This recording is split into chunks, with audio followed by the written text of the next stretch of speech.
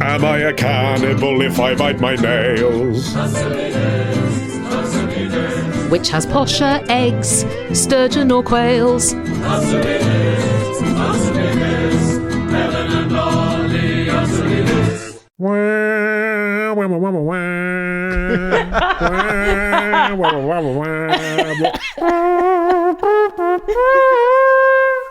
That's a little bit of a Coronation Street crossover for you right here on Answer Me This. Is it a crossover if it's one direction only? All right, tribute. I did it because you'll remember, Helen, that last month we were speculating on why characters from Corrie have never appeared in EastEnders. And listener Eddie has been in touch to point out a soap universe crossover that did happen. He says Coronation Street's Reg Holdsworth did appear in the straight-to-video Emmerdale special, The Dingles in Venice. That's nonsense. Dingles in Ireland. Good point, Martin. The Dingles in Dingle would have been amazing. I looked it up, and you can still buy it on VHS for £15. I think its value is held. But the full title is Don't Look Now, The Dingles in Venice. Which I just think in the age of online streaming would be a massive disappointment for anyone looking to watch Don't Look Now. Oh, that's so Is Reg Holdsworth running around in a little red hood? Originally, they wanted Donald Sutherland. They ended up with Reg Holdsworth doing the cameo. And was there an extended sex scene that people thought was real in The Dingles in Venice? Yeah. Did you know when Lisa Riley was eating that panini, it was simulated? Apropos of the last episode where we were asked about getting rid of a friendship tattoo that the questionnaire no longer wants, we've had this from Maggie, who says, I have 4 tattoos, 2 of which I deeply regret getting. I got all of them when I was 18, and my friend had just recently gotten their tattoo license and needed people to practice on. That's a false economy, isn't it? Oh, bargain tattoos, I'll get 4. Well, that's what Maggie agrees with, Ollie. I, being 18 and stupid, thought this was a great way to get cheap tattoos. Of course, I got what I paid for. Yeah, I've fallen into that trap before with the student hairdresser ruse. You know, they're still learning. It's just £5, but of course that isn't permanent. I tell you what, Ollie, those people don't want to learn curly hair at all. No, exactly. Maggie says 2 of them are matching tattoos with my best friend at the time. We have grown apart since then. But unlike your questionnaire last episode, I really like these ones. They remind me of a friendship that I thought would last forever. They look mostly good, better than the other 2 anyway. The 2 that I hate are a one-eyed goat, not a euphemism, and a bloated, ugly fox. Is this like a fox corpse that's been floating around in a river and has got all swollen? The fox could be fixed up by a more practiced tattoo artist if I ever wanted to get around to doing that, but the one-eyed goat has got to go. Right. A totally different friend is thinking about getting into tattoo removal, and I told her I would be her first customer. Learn from your mistakes! Exactly! My friend is thinking about getting into tattoo removal. Listen to yourself. Find a trusted practitioner. Jesus Christ. Let them practice on someone else. Isn't it very expensive, though? Again, save up. You get what you pay for. Yeah, you get what you pay for. Maggie says, as I'm a few years older now than 18, I can honestly say I will likely never get another tattoo, but good for people who get ones they actually like. I wonder whether when she says one-eyed goat, she means Cyclops. Ooh. Is a Cyclops a goat? Well, cyclopia can affect all kinds of different species, and I know from being an avid reader as a child of Ripley's Believe It or Not that can include goats. Oh, okay. The 2 orbits for the eye have failed to form, so they come out as well. It happens in humans as well, which is where the Cyclops myth comes from. Right. The point is, that had spiritual significance, didn't it, for people, albeit some time ago. So maybe if you are stuck with a one-eyed goat, you could at least answer the inevitable question, why have you got a one-eyed goat on your whatever, with some, classical sounding mumbo jumbo. Oh, it's a powerful mythological symbol of the complexity of human nature. That kind of thing. Yeah, I like that idea, just recontextualising the tattoo. Exactly. Yeah. Oh, my Cyclops? Yeah, I got it done when I was 18 because I was just really well read.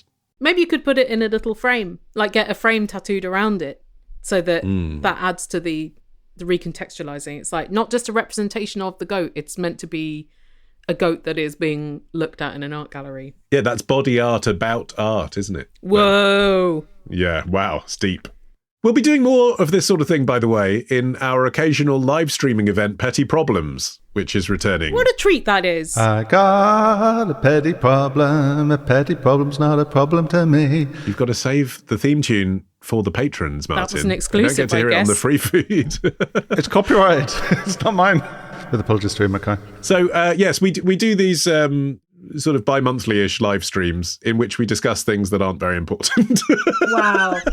The next one is 10 p.m. on Sunday, November the 16th. That's 10 p.m. UK time, so obviously a different time for Helen and Martin in North America, and indeed, for some of our Australian patrons, they've informed us they prefer to watch it afterwards, which they can do at patreon.com/answermethis, because it's like 7 a.m. there. I'm really sorry about time zones, but they're not our fault. I'm really sorry. That's right, yeah. We're not responsible for those. But the live streams are super fun because what is great is hearing from the people who can make it in real time, chipping in on the questions, giving us follow-up information if it's their question, etc. It's a joy, a communal answering sesh. Yeah. Join us for petty problems by becoming a paid-up patron at patreon.com/answermethis. Here's a question from Keith in Cambridge who says, I recently broke my collarbone.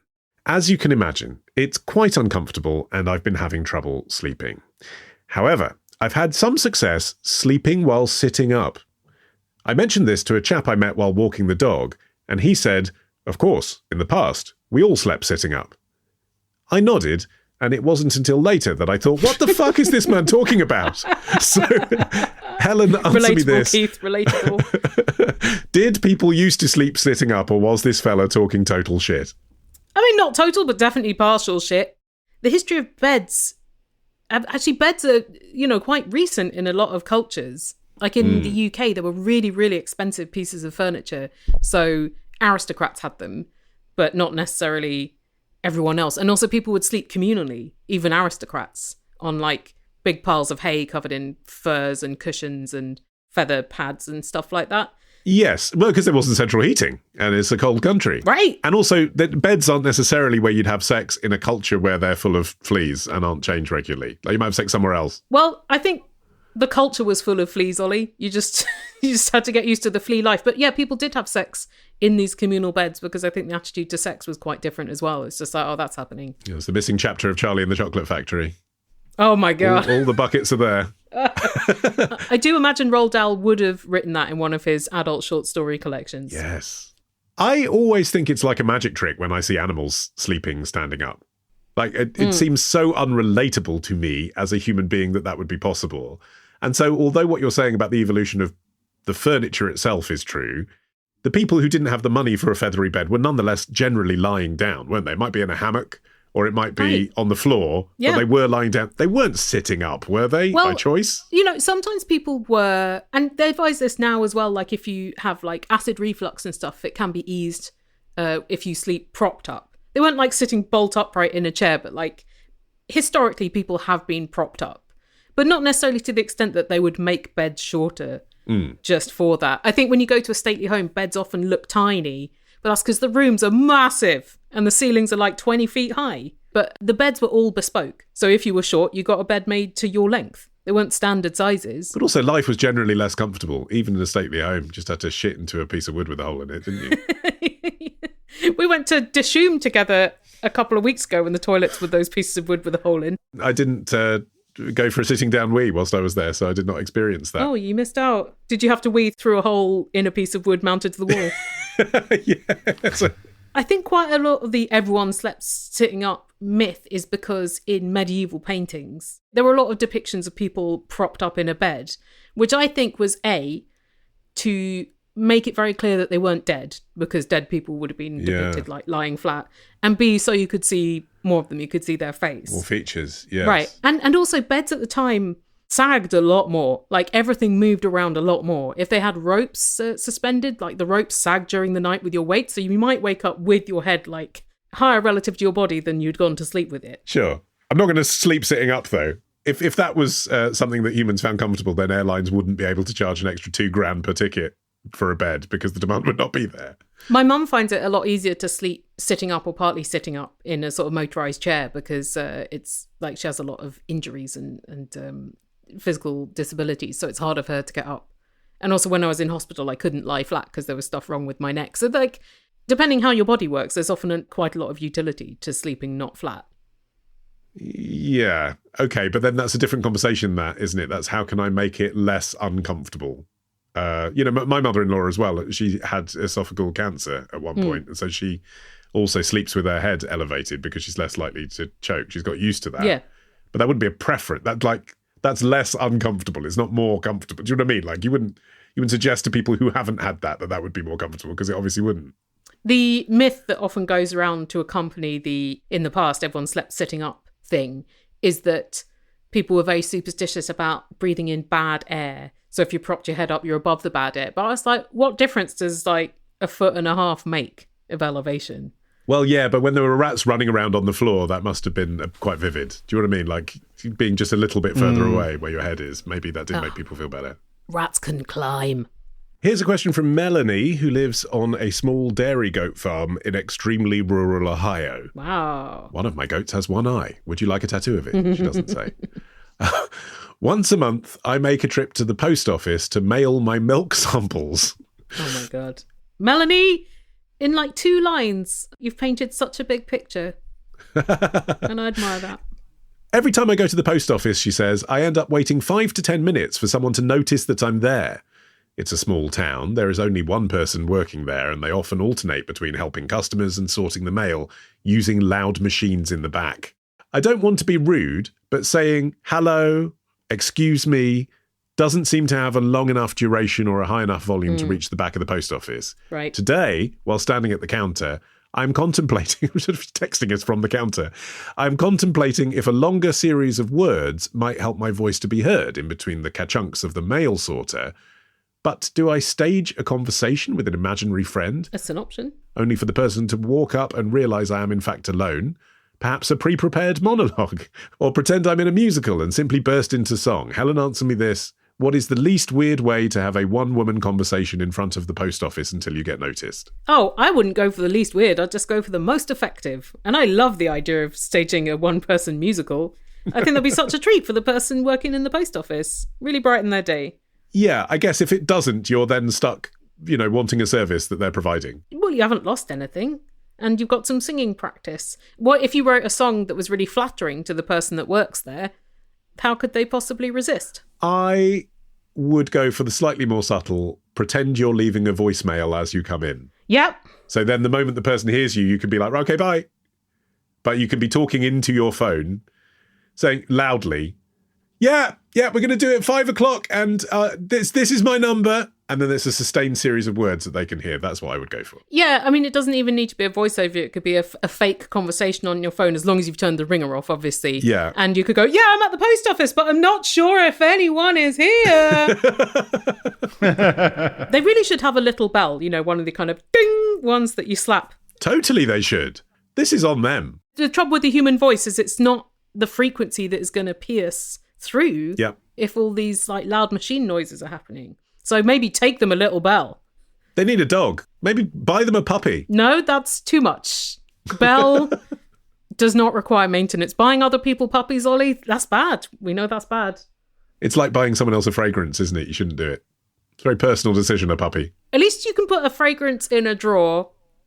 Puppies don't respond so well to that. I got a question. Email your question to answer me this podcast at googlemail.com. Answer me this podcast at googlemail.com. Answer me this podcast at googlemail.com. Answer me this podcast at googlemail.com.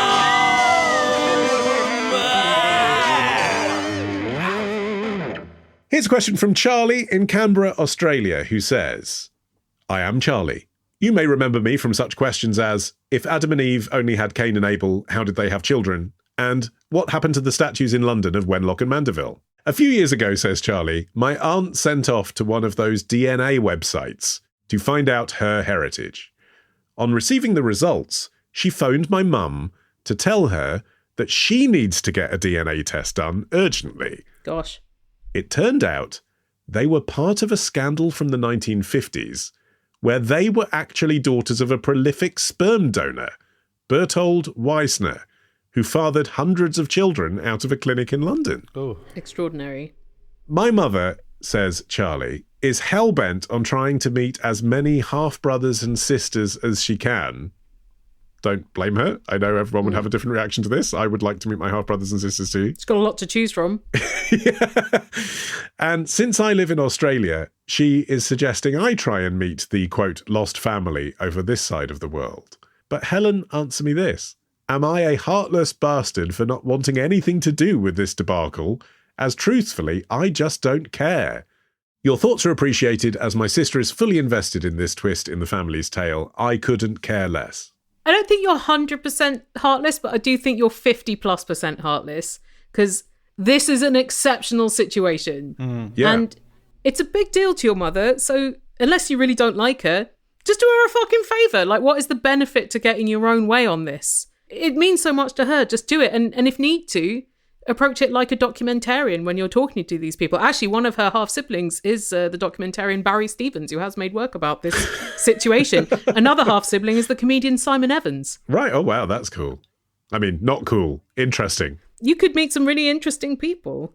It's intriguing, isn't it? I mean, this is so many half-siblings to wrap your head around, because Bertold Weissner, it's thought to be at least 600 children that were birthed as a result of his sperm, and it could be over 1,000. I think if you found out that you had, say, 20 half-siblings from a sperm donor, that would be like, whoa. I mean, that's a lot of... It's more siblings than most people have, but finding out you have hundreds is just... I don't even know how you process that, and this is how your mum is choosing to process it. Imagine doing a DNA test just for a laugh, just for fun, and then finding that out. That's the bit that's hard. I mean, having hundreds is weird anyway, and that's why it's no longer allowed in clinics where you buy sperm for that to happen in a regulated industry. Yes, there were no regulations until 1990 governing this in Britain. Yeah, it's mad, isn't it? Yeah, and this was the 30s to the 60s that this clinic was operating. But it does still happen in informal sperm donation, where people hook up on Facebook. It happens a lot in single-sex couples. I've covered this on The Modern Man, where lesbian couples will often go to someone who's very sympathetic to their situation, who has a particular way of doing it, who maybe doesn't charge, because they see it as a philanthropic thing to do, but it does end up with loads of people's kids all having the same dad, because they've met through this informal way online, and that's not regulated. No, there's no rules governing that. There's no rules governing it, but the point is, usually now, the person who's doing that has a policy of, I'm going to be upfront and say it was me all along, because the children now have the right to find out it was them later in life anyway. So at least all the kids know that their father was this sperm donor who lives in this place, and they get in touch if they want to. I found the story of this fertility clinic very interesting. Bertold Weissner's wife was Dr. Mary Barton. She was an obstetrician, and she founded, I think, England's first artificial insemination clinic in the 1930s, at which point it wasn't illegal, but it also wasn't legal. Like, there weren't any regulations governing it. And it was very, very controversial, because there were two kinds of artificial insemination that she practiced. Artificial insemination by husband, and yes, was the word husband, and artificial insemination by donor. And the archbishops at the time were like really furious about the latter. They were like, that's adultery. And if the woman's husband, because also they were all married, like using these clinics, if the woman's husband puts his name on the birth certificate, that is perjury, because he's not the biological father. So for Mary Barton to be vocal about providing these treatments at that time and publishing scientifically about them was like pretty brave and bold, but people were still very secretive about having the treatments because there was so much taboo around them. And she told the parents, you should never let your children know that this is how they were conceived, and the donors should never be identified. But it's also all the more reason then, isn't it, if you're in that very narrow niche, to be really transparent and trustworthy. It's an abuse of power, isn't it, to not say that the father, by the way, is my husband, and also, by the way, he's the father of most of the children we've produced here. I think about 1,500 children were birthed because of her clinic. And Bertold Weissner was a biologist. Like, he was pretty important in like hormone and pregnancy research and stuff that led to pregnancy tests being developed and hormone replacement therapy and stuff. But it was his job to find the sperm donors for the clinic. It was really difficult to find donors. Like, there were some former patients or husbands of patients or acquaintances, but it was still like hard to convince people to do such a thing because of the controversies. And it's not clear whether Mary Barton was aware that her husband dealt with that by providing his own sperm, or whether she didn't know that the sperm half came from him. You'd ask. If you work in fertility. Know. He could be like, oh, yeah, I got this from Bob. You remember Bob, the professor. But you wouldn't be like, dear hubby, are you committing possibly the greatest ethical breach it's possible to commit in the service of this kind of work? It's a hell of a question to ask. I have my suspicions that she'd have her suspicions, but you're right, I haven't looked into it. Maybe that was her line. One vial of sperm looks much like another, I imagine. Yeah, and if she wasn't on the collection side, he could have just been like, oh, we had a load of people in while you were, off at the shops the other day. I mean, this guy must have been masturbating a lot. And at work. You would think that he, as a scientist, would be like, maybe this isn't a good idea because of all these people that don't know their half-siblings maybe meeting and maybe reproducing. Totally. Yes, exactly. Yeah, of all things, if you're a biologist, you know the risks that can come with half-brothers and half-sisters trying to reproduce. Yeah. Which is, possible, isn't it? If you've got thousands out there. Yeah, but I thought it was interesting that the controversy around this wasn't anything to do with that highly problematic aspect, and it was because of archbishops, and they made various attempts in the 40s and 50s to get the government to pass laws against it. One Tory lord called artificial insemination the brainwave of Beelzebub, but they didn't, because they thought if they passed laws about it, that would draw more attention to the fact that this thing exists, and they just didn't want the general public to understand that artificial insemination existed, even though thousands of people were seeking this treatment, and there were only like 6 providers in Britain, even in the 50s, and people came from abroad because the clinic produced results, I guess. There were a few other countries that did it. I think in the US and Israel, artificial insemination was practiced much more openly. But I wonder whether Charlie's feelings of not being interested in this, not wanting to find the half-brothers and half-sisters of their own mother, is genuinely that they're heartless and don't care, or whether that's another way of saying, I don't want to have to deal with this. It would be weird to walk into a room full of people who might look a bit like my mum and learn about some traits that I might have inherited. You describe it like a scene from Being John Malkovich. I don't think it would be quite like that. And that's not something I want to have to deal with because I'm secure and happy in myself, and it does. You understand the difference between why her mother wants it and why they, as the next generation, aren't bothered. But is it that they're not bothered, or is it that they don't want to open cans of worms? I can understand, because I don't really know much about my family, and I'm just like, well, I never will. It's just not a door I've thought was worth opening. It's basically a bunch of strangers that if I tried to meet them. Yeah, my paternal grandfather was absent for my father's life, and he was very clear, like, I don't want to know him, like, fucking. But I'm still curious. I wasn't curious enough to find out more in my dad's lifetime because I knew it would have upset him. But now that he's dead, I'm just like, I could. It's obviously a different situation, but to be like, I don't care and I'm not interested, that seems a little bit of a strong reaction. But might not be the things that I'm saying. Might genuinely just not, I do not have an interest. Could be. And Charlie's sister is very interested. So presumably if Charlie wasn't in Australia and therefore more geographically convenient for meeting certain siblings, then Charlie would just be left out of this whole thing. I mean, I've got a weird thing with my cousins. I recently went to a sort of reunion, if you can call it that, of some cousins that live in Australia come over, and when they come over, our extended family hook up. And it's weird because they're I can't even do the maths on cousins. It's confusing. I don't understand the cousin maths. The removed thing. What is it?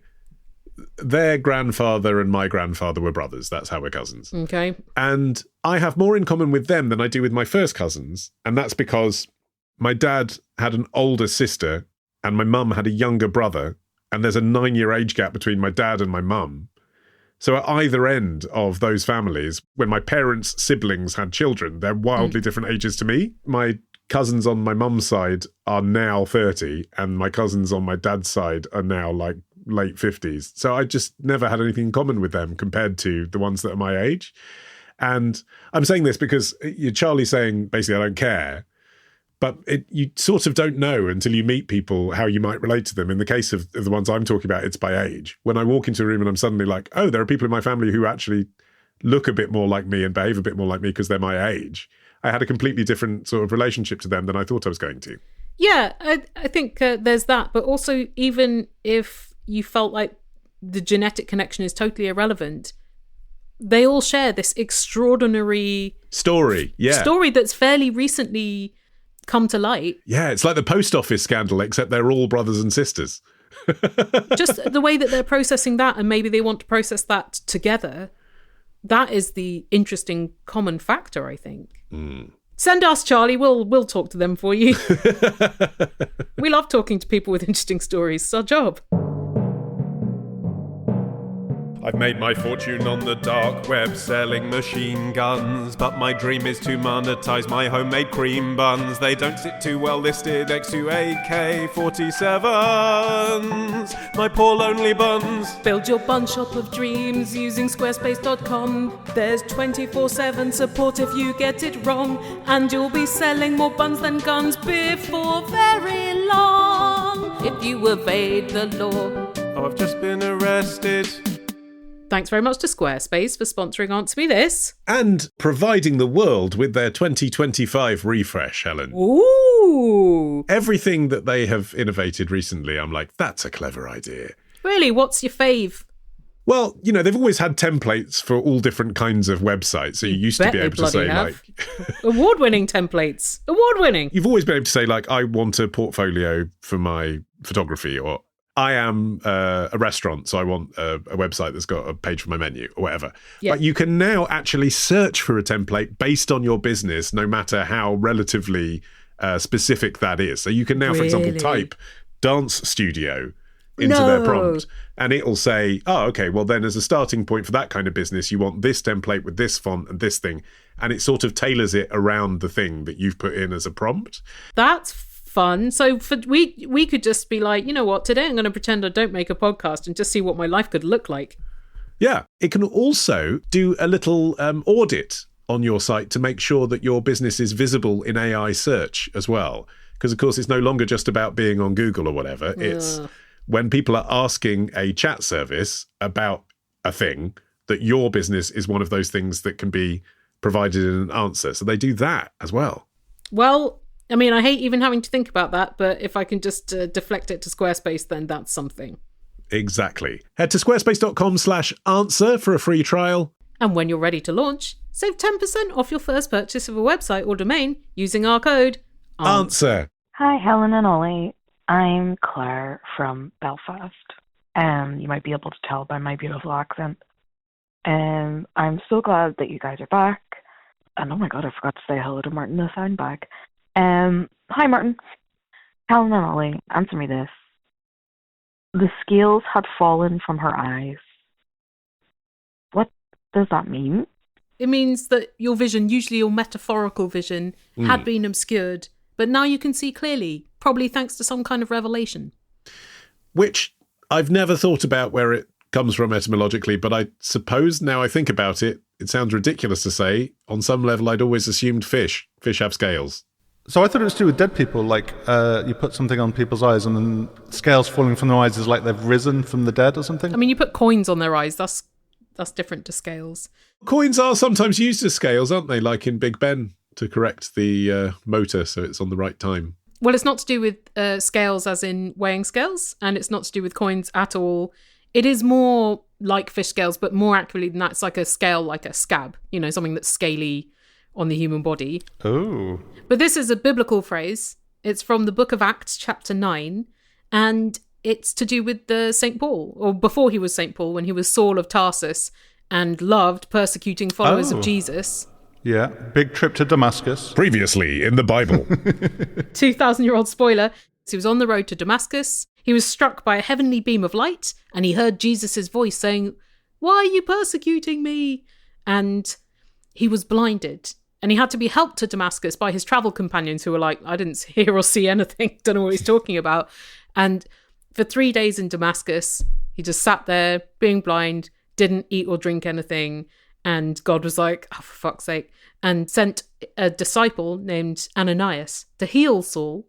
And he laid his hands upon him and delivered a blessing from the Lord, whereupon, in Bible translation, something like scales fell from his eyes and he could see again. And that's when he got baptized and started standing Jesus, and that is a Damascene conversion. A literal road to Damascus moment. To me, this kind of scale seems like he's getting instant cataract surgery or something. Yeah. Yeah, I was like, it's like cataracts are a bit sort of like scales, aren't they? Is that a sort of metaphor for them? Well, that's the thing. I think people would have been familiar with the idea of like scales on the eyes whereby you couldn't see, and you could read it as metaphorical rather than literal scales. So it could mean like his own ignorance. But the point being, it comes to the non-literal understanding of the phrase because it was the heavenly intervention that caused it, right? So he's suddenly realised a thing. It's not actually that relevant what the biological detail of what the crust was around his eyes, is it? The point is, it's the cause of the interaction with the sublime that has caused him to understand something fully for the first time. I'm not sure where the actual moment of conversion from being anti-Jesus to the point of persecuting people to pro-Jesus to the point of becoming a saint eventually comes in this 3-day period. Is it at the point when the beam of light comes down and he hears Jesus' voice? Is it during the 3 days where he's contemplating? Because the Bible does not go into detail about that. Or is it when he's cured, where he's like, all right, I guess God gave me laser eye surgery via a disciple. When's the conversion? It lacks a clear dramatic structure, doesn't it? You would just have the one moment where the light came down and he was like, oh, I need to stop being an arsehole. But it has this extended structure that does not fit traditional dramatic tropes. Another question of scales now from Rob, who says, Helen, answer me this. How does snake charming work? Does it work, or is it just a very dangerous parlour trick to get money from tourists? Well, it's not dangerous really, is it? I know that because they remove the venom from them usually by the time they're by the side of the road performing a trick, because they need tourists not to die so they can continue to be there. Well, moreover, the people doing the so-called snake charming need not to get bit, but they tend to remove their fangs. And then they sew their mouths up and just leave a little hole for their tongue to poke out. Yeah. They can't eat, they can't drink, and they die really quickly from that or infection. That's awful. Snake charming is really grim. Modern snake charming, I think. I'm going to go back to bear baiting. No, that's a sport you can just enjoy. Through history, snake charming hasn't always been thus. I think in India particularly, it originated because snakes were sacred, and the people who were the precursors of snake charmers were rescuing snakes from people's homes and also healing snake bites. But in the 20th century, because snake charming was considered like this big part of Indian culture, it became emphasized for tourism, and that led to these kinds of bad practices, which again, I don't think are exclusive to India. It's banned there now, technically. But when he says, does it work? I think what Rob's referring They're not to charmed. is exactly. So the bloke on a thing, what is that instrument called? It's like a recorder, isn't it? It's terrible noise. I'm sorry, that's a culturally insensitive thing to say, but that noise is awful. So they go... It's called a pungi or punji. A punji, okay. And then supposedly the snake is tempted up out of its box to that noise, where clearly it's been in a dark, confined space. They lift the lid and it's like, what the hell's going on? Supposedly it's the vibration, isn't it, that brings them out rather than the music? Yeah, they can't hear. Right. So the music is for the human audience. The snakes can feel the vibrations through the ground of that and the snake charmer's movement. And that makes the snake feel threatened. So what you're seeing is actually their defense mechanisms, which is to wave their bodies around. And cobras, because it's mostly cobras, they spread their hoods, the things around their faces, they make them big. And the musical instrument is there for them also because they are following its movements. So although they can't hear it, they are fixated upon it. And that is what they are pinning the feelings of threat upon. Right. Okay, yes, that makes sense, because what you see by the side of the street, that's a tame version, literally. But to get the snakes to bring them into your performance, you do have to capture a wild snake at some point, right? And I guess that the pipe music thing, that was used in snake catching, so there must be something in it. They must, if they're distracted by it and looking at it, that is obviously a way that you can get a snake out from under a rock in the first place, isn't it? No, because they're not charmed. They are seeing that as a threatening object. Yeah. Well, I didn't say charmed. So it's not helpful in capturing them because it's just going to make them more likely to attack you. Oh, I see. You're better off just going behind them. Right, or like grabbing them with a stick that is 6 feet long so they can't really reach you. I mean, the thing is, if you know where to find snakes, they're really easy to find. I went to a wildlife talk in a park in Aldenham. Yeah? Any charmed snakes there? Well, they don't have a snake charmer. They have a guy wearing a khaki shirt with a doormat. And he puts the doormat down, and then a month later he goes back and says, look, I put this doormat down. Come over here, kids. Lifts it up. There's guaranteed a snake under there. Wow, what? And I had I mean, it's a swamp in a country park, so he knows. That's what I mean. If you know where you're going, it's really easy to attract snakes if you know where they naturally live. I didn't even realise we had snakes in Britain at all. Anyway, put a damp doormat down outside your house, you'll get a snake. Here's a question from Reese in Lincolnshire, who says, Ollie, answer me this. Where does the tradition of an open-top bus parade come from? Is it just a British thing? Is it predominantly for football? I don't think I've ever seen one for a rugby club or a snooker player. It's not just for football, but you're right, it's predominantly used for football now. Olympic boxers were actually the first to have motorised processions. Oh, cool. And that kind of tells you a bit about the origins of it, in the sense that it's kind of got a sort of classical flavour to it, hasn't it? You know, the triumphant warrior returns. That's the kind of vibe, right, of being paraded around. And obviously that's how long some form of carriage parade of an athlete goes back. Obviously, it used to be horses or slaves carrying the athlete through the streets, but that happened for centuries. And the reason for that, essentially, is crowd control is easier along a route than in one centralised place with fans pushing and shoving their way to the front. And so then what happened, essentially, is in the 20th century, obviously, they modernised the horses and the slaves, and they got buses. The first football team in the UK to do it are often claimed to be Manchester United, 1963, although I found a video of FA Cup winners Sheffield Wednesday parading their trophy in 1935 on an omnibus in Sheffield, which is really cool. So I think what they mean is that Manchester United did the first sort of modern style open-top bus tour, i.e. the audience that were congregated to see it were there just for that. That was the event. You know, we're going to parade through the city and you're going to come and... Whereas I think when Sheffield Wednesday turned up, they were literally coming back from Wembley with their trophy in a bus. It wasn't necessarily a planned thing in the same way. They were in the open-top part. But they were in an open-top omnibus, yes. I've seen the picture. I think that counts. Yeah, I think it counts too. Because you don't take an open-top bus all the way back from London to Sheffield without having a plan to wave your trophy around, because it's a very cold way to travel. That's a good point, actually, yeah. Although I'm not sure that that's entirely true either, because there was some link between the bus company and Sheffield, so maybe they did take an open-top bus to Wembley. Oh, it was bus spawn. Yeah, my big bus. But anyway, here are some fun facts about open-top buses. Sometimes the demand from the crowd is not there. No. Essex lower league team, the Duck Ponds FC, organised a celebratory open-top bus parade when they won their league in 2014. And nobody came. Oh, maybe they didn't publicise it well enough. Maybe that was the problem. I mean, 60 people turned up to their matches each week, so that's still 60 people who couldn't be fucked. Yeah, but that's people who like watching football and don't necessarily care about seeing people on a bus. I agree. Of course, it backfired because the news story became how they didn't have any fans. They'd spent £1,400, including a victory banner towed across the sky to parade across Harwich.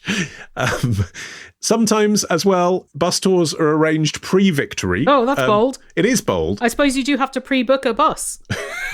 There was a famous one where Scotland did an open-top bus tour just to celebrate the fact, basically, that they had reached the international finals in any kind. Like, they got through to the World Cup. And so, it's put back in their face afterwards. It's like, ha, do you remember when they did the open-top bus tour and then they went straight out there and flunked out the competition? But I think it's more forgivable in international competition because particularly countries like Scotland and Wales are excited to be included. But sometimes bus tours are arranged assuming victory and then have gone ahead even when defeat has happened instead. You've already paid for the bus, so why not? Why not use it? In 1976... Southampton secured a shock win against Manchester United in the FA Cup final. I remember it well. Don't care. But Manchester United went ahead with their planned bus trip. They had no cup to wave. They had a flat cardboard replica fastened to the front of their bus instead. Of course, I don't know very much about sport, but I do know that a significant amount of people love for Man United to lose, and so I can imagine a lot of people would have turned up in bad faith. So the really interesting example on that one is 1986, which is kind of, I mean, I don't know much about sport either, but you know that's kind of like peak hooliganism issues, right? Everton and Liverpool agreed to do a shared open-top bus tour. Shit, really? To showcase the unity of the city, yeah. Because again, I don't know much about sport, but I know that those two teams don't get along. Yeah, and Everton were defeated in the FA Cup and League by Liverpool and then had to share this bus. So this thing that was conceived Who could have foreseen? As kind of Liverpool's two top teams were like Liverpool's rivals, one just having thrashed the other together.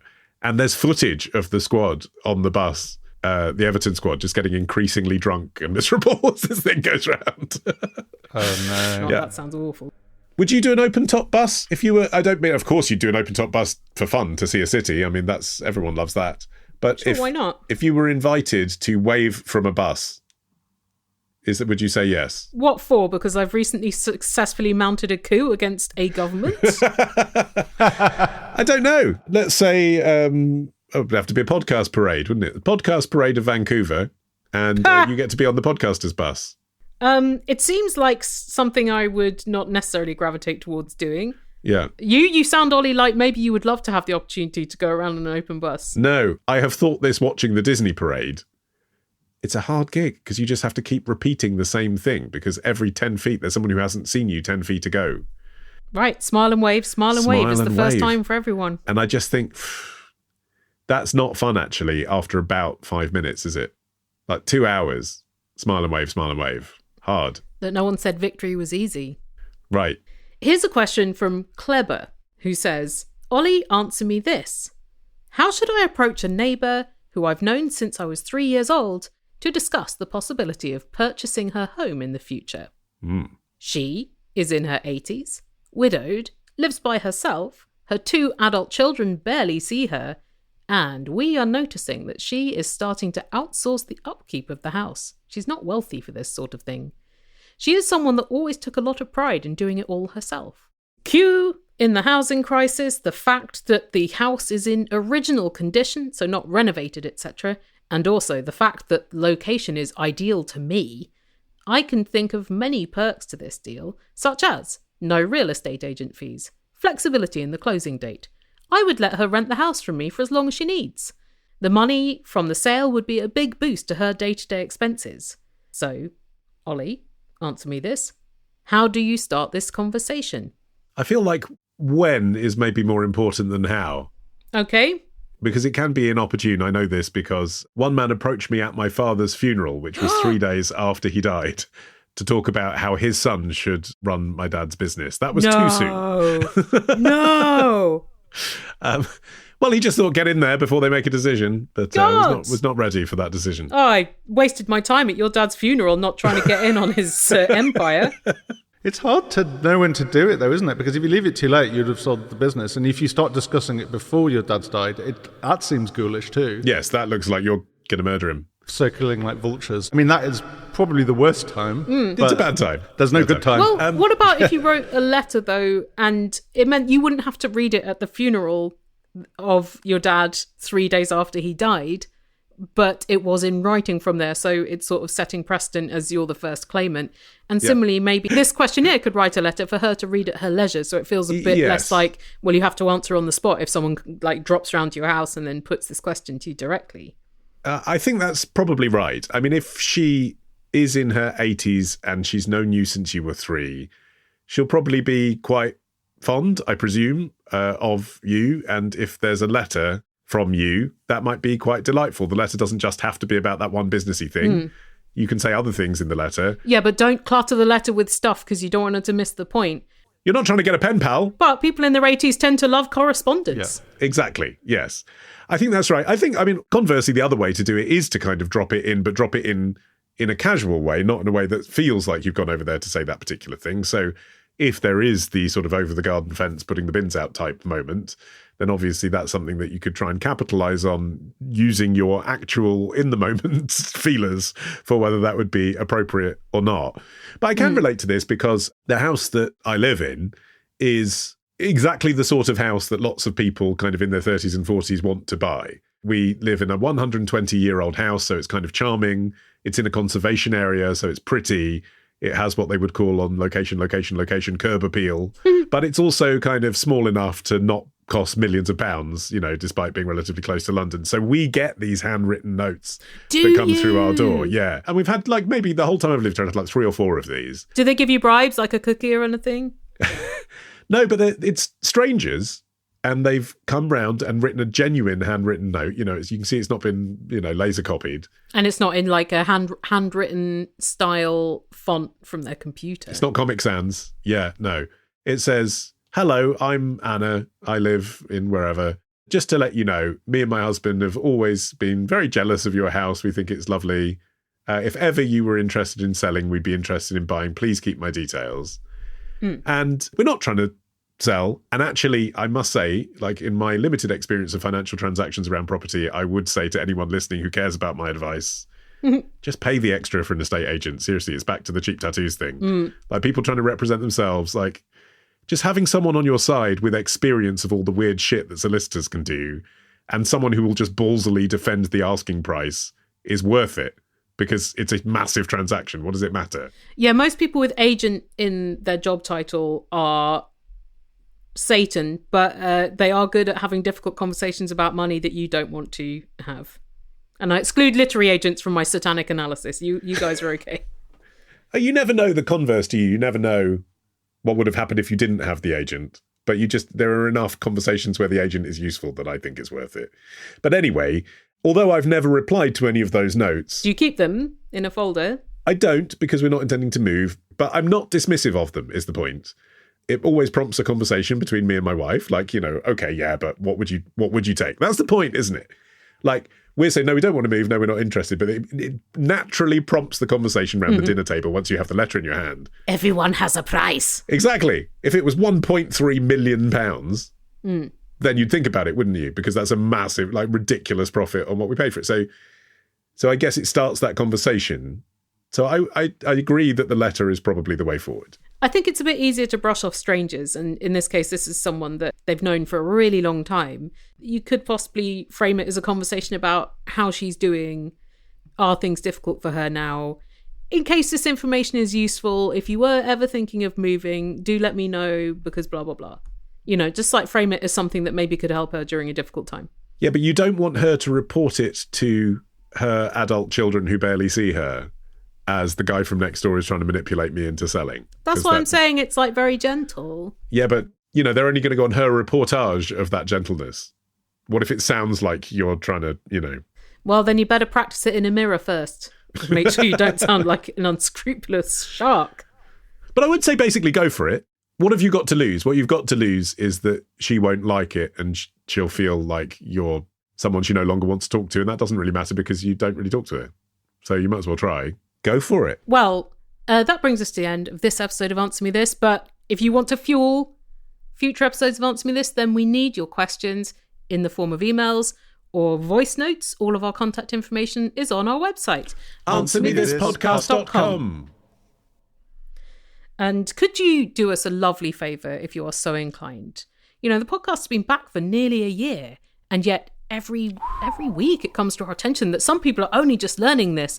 So if you have the opportunity, could you remind people? Yes, because there are loads of people out there who used to listen to the show back in the day who don't know we're back yet because the technology doesn't really tell them in the way that it used to. So please, if you've got friends who used to listen to Answer Me This, just tell them with your actual mouths that we're back. Or with a mouth of like a talking doll you've got. Program it into a Build-A-Bear. But if you don't mind telling people, that would be great, because personal recommendations are still the best way for people to get podcasts, I think, or for people to be reminded that their beloved old podcast has been resuscitated from the dead. Exactly. We've actually got a new automatic cat feeder that you can record a personal greeting on. Whoa! You can podcast to your cats. Yeah. Ollie Man's dream. So yeah, if you've got one of those, program it, tell people Answer Me This is back. Then when they're in the kitchen and it just goes off in the background, they'll be reminded and the animals will be fed. It's a way. Use what's at your disposal. It would be very much appreciated. And also, we'd love it if you checked out our other work as well, like the Ollie Man stable of podcasts. Yes, all of my shows are listed upon my website, ollieman.com. Although I did actually mention last episode that it was the 10th anniversary of The Modern Man this month. Right, congrats. Yes, The Modern, M-A-N-N, pun on my name. But I didn't want to spoil the middle feature before the Man fans had heard it, but I can now tell you what it is. The interview I've done this month is with a chap called Matthew Caudle from Ohio. And he is someone that I've been chasing as a guest, Helen, ever since you and I had our internet slot on Saturday Edition on 5 Live all those years ago. Deep cut. So it sounds quaint now, but there was a time when Helen and I used to pop up on the radio for 15 minutes a week and be like, explaining the internet to people. Here's what's happened on Facebook this week. Yeah. Back in 2013, he made a viral video. He was 22 years old, and he made a YouTube video confessing to having killed a man through his drink driving. And I remember watching that video then and thinking, after he's gone to prison and got himself sober. That is a fascinating story. Like, A, obviously having that experience anyway and coming to terms with yourself, but B, choosing that method to tell everybody in a world where people weren't just broadcasting everything about themselves like they do now, and making this kind of professionally produced video about it as well. I just thought it was a really fascinating thing, and I've literally been chasing him for years through LinkedIn, and he finally agreed to be interviewed by me. It's obviously not hilarious. It's quite a serious interview, but it's a really, really good one. So that's on The Modern Man this month. So it lived up to your long-held dreams. It did, I think. Yeah. Those are my dream guests. Like, I don't have a list of celebrities I want to interview. There's a list of people to whom slightly extreme experiences have happened. So right now you could be planning the interviews that you want to get in like 14 years' time. Oh, there's some we've got in the can that we did years ago that we still can't play for legal reasons. One day we will. No way. Helen, what do you have coming up on your other shows? Well, lately on The Illusionist, I ran an interview that the very brilliant performer and writer Molly Naylor did on her podcast, Making Trouble, with me about creativity. And it's basically me brain dumping a lot of chaos and despair. So you can hear that on The Illusionist. And also check out Molly's podcast at Making Trouble and her other work at mollynaylor.com. And also on Halloween, you can see me on the video show 50 Shades of Tay, talking about the film Teen Witch.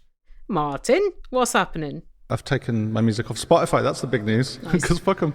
But if you go to Bandcamp, you can actually get the music. You can just demo stuff, hear what you like, and download it. We do quite often get messages to Answer Me This with people saying that they're playing your old tracks, which is very nice, I think.